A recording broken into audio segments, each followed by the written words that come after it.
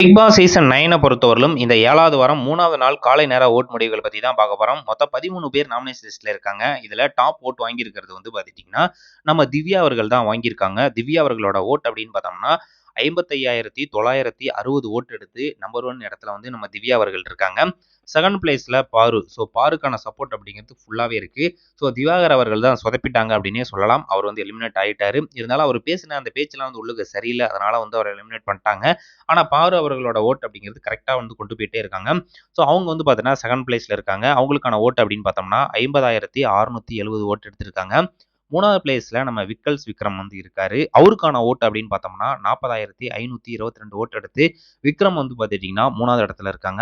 4வது இடத்துல சபரி அவர்கள் இருக்காங்க. சபரியோட ஓட்டு அப்படின்னு பார்த்தோம்னா, 34,861 ஓட்டு எடுத்து சபரி அவர்கள் 4வது இடத்துல இருக்காங்க.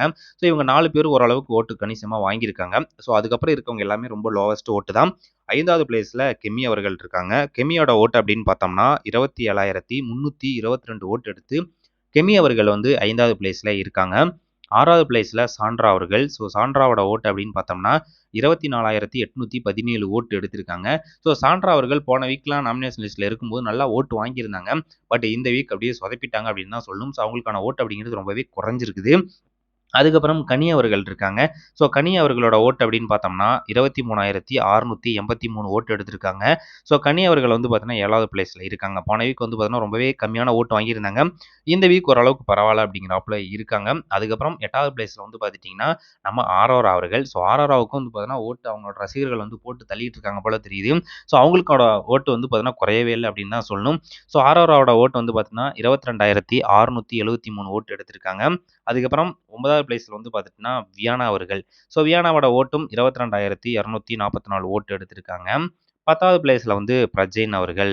பிரஜைன்லாம் வந்து பெரிய அளவுல ஏதாவது சம்பவம் செய்வார்ன்னு பார்த்தா, ஒண்ணுமே பெரிய அளவுல அவரோட அந்த கேம் இன்புட் வந்து பார்த்தீங்கன்னா இல்ல அப்படின்னு தான் சொல்லணும். அவரோட ஓட்டு அப்படின்னு பார்த்தோம்னா 21,839 ஓட்டு எடுத்திருக்காங்க. அமித்தும் வந்து பார்த்தீங்கன்னா 10வது பிளேஸ்ல இருக்காங்க. இவரோட ஓட்டு வந்து ரொம்பவே கம்மி. எதுக்குடா உள்ளுக்கு வந்தார் அப்படிங்கிற ரேஞ்சில தான் அவரோட கேம் பிளே இருந்துகிட்டு இருக்கு. அவரோட ஓட்டு 18,164 ஓட்டு எடுத்திருக்காங்க. கடைசி 2 பிளேஸ்ல வந்து ரம்யா அண்ட் சுபிக்ஷா இருக்காங்க. இந்த வீக்ல வந்து கண்டிப்பா டபுள் எவிக்ஷன் இருக்கும். அதுல வந்து பார்த்துட்டீங்கன்னா என்ன நடக்கும்னே தெரியல. போன வீக் வந்து பார்த்தீங்கன்னா ரம்யா தான் லோவஸ்ட் ஓட் வாங்கியிருந்தாங்க அன்அபிஷியல் ஓட் அடிப்படையில. பட் வந்து பார்த்தீங்கன்னா திவாகர அதாவது அன்ஃபேர் எவிக்ஷன் மாதிரி அவரை வந்து எலிமினேட் பண்ணிட்டாங்க.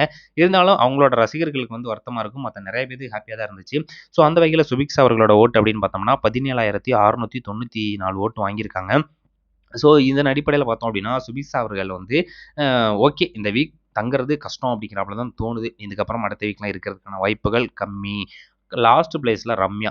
தொடர்ந்து 3 வாரம் அவங்க வந்து லாஸ்ட் பிளேஸ்ல இருந்துகிட்டு இருந்தாலுமே, அவங்க வந்து சேவ் ஆயிட்டே இருக்காங்க. அது என்ன அப்படின்னு சொல்லிட்டு தெரியல. இருந்தாலும் அவங்களோட ஓட்டு அப்படின்னு பார்த்தோம்னா 15,946. ஆனா இந்த வீக் கண்டிப்பா மிஸ் ஆகாது அப்படின்னு நம்ம நினைக்கலாம்.